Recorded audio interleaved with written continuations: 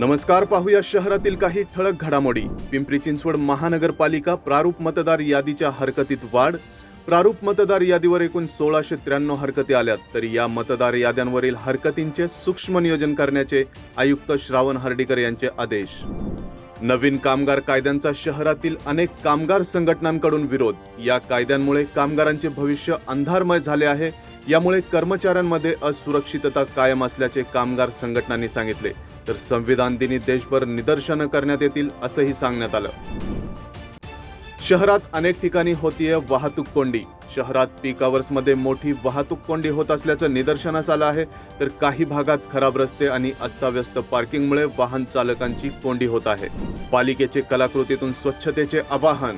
आरोग्य विभागाच्या कर्मचाऱ्यांनी रस्त्याच्या कडेला टाकाऊ वस्तूंपासून आकर्षक कलाकृतींचा उपक्रम राबवलाय, ज्यातून नागरिकांनी स्वच्छता राखावी व सार्वजनिक ठिकाणी कचरा न टाकण्याचा संदेश देण्यात आलाय।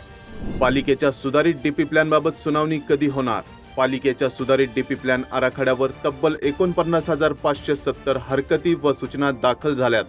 4 महिन्यांचा काळ उलटूनही सुनावणी न झाल्याने शहरवासियांकडून शंका उपस्थित केली जाते। तर या होत्या आजच्या ठळक घडामोडी।